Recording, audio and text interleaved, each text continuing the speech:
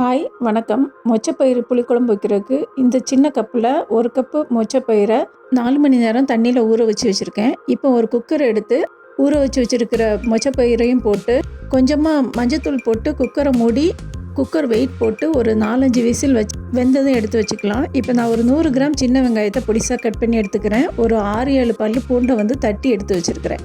கொஞ்சமாக கருவேப்பிலையும் எடுத்து வச்சுருக்கிறேன். ஒரு சின்ன முருங்கைக்காவும் 2 சின்ன கத்திரிக்காய் எடுத்துக்கிறேன். இந்த கத்திரிக்காவை கட் பண்ணி தண்ணியில் போட்டு வச்சுக்கலாம். அப்போ தான் கருத்து போகாமல் இருக்கிறதுக்காக. முருங்கைக்காவும் கட் பண்ணி ரெடியாக எடுத்து வச்சுக்கலாம். குக்கர் 4-5 விசில் வந்த பிறகு ப்ரெஷர் அடங்கின பிறகு இதை ஓப்பன் பண்ணி பார்த்தீங்கன்னா இப்படி தான் நல்லா வெந்திருக்கும். வெந்த மொச்சப்பயிரை தனியாக எடுத்து வச்சுக்கலாம். இப்போ ஸ்டவ் ஆன் பண்ணி ஒரு பேன் அடுப்பில் வச்சுருக்கிறேன். 2 டேபிள் ஸ்பூன் நல்லெண்ணெய் ஊற்றிக்கிறேன். எண்ணெய் காஞ்சோன்னா 1 டீஸ்பூன் கடுகு போட்டு தாளிச்சிட்டு கட் பண்ணி வச்சுருக்க சின்ன வெங்காயம், தட்டி வச்சுருக்க பூண்டு, கருவேப்பிலை எல்லாம் போட்டு நல்லா வதக்கி விட்டுக்கலாம். 2 நிமிஷம் கழித்து ஒரே ஒரு தக்காளியை இப்படி கட் பண்ணி எடுத்து வச்சுருக்கிறேன்.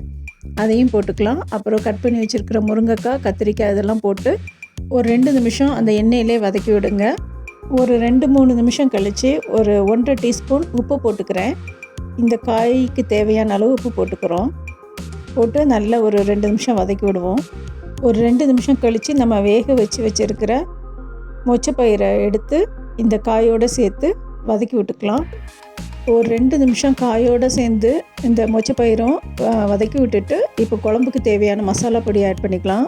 2 டீஸ்பூன் காஷ்மீரி மிளகாய்த்தூள், 1 டீஸ்பூன் மல்லித்தூள், 1/2 டீஸ்பூன் சீரகத்தூள், ஒரு 1/4 டீஸ்பூனை விட கம்மியாக வறுத்து பொடி பண்ணி வச்சுருக்கிற வெந்தயத்தையும் போட்டிருக்கிறேன். இப்போ ஒரு எலுமிச்சம்பழம் அளவு புளி ஊற வச்சுருந்தேன். அந்த தண்ணியை இது கூட ஆட் பண்ணிக்கலாம். புளி தண்ணி கூட எக்ஸ்ட்ரா கொஞ்சம் தண்ணி விட்டு இந்த குழம்பு வேகிறதுக்கு, அந்த காயெல்லாம் வேகிறதுக்கு தேவையான அளவு தண்ணி விட்டு மூடி போட்டு ஒரு 10 நிமிஷம் வேக வச்சிங்கன்னா அந்த காய், மொச்சப்பயிறு எல்லாம் அந்த மசாலாவோடு சேர்ந்து, உப்பு மசாலாவோடு சேர்ந்து நல்லா வெந்து வந்துடும்.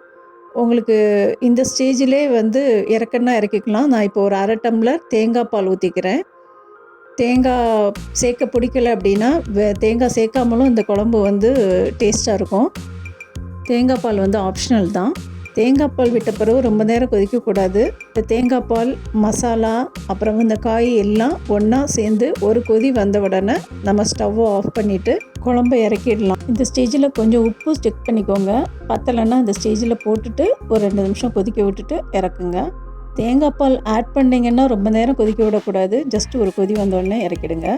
ஒரு டைமாவது இந்த மாதிரி மெத்தடில் மொச்சக்கொட்டை பயிறு புளிக்குழம்பு செஞ்சு சாப்பிட்டு பாருங்கள்.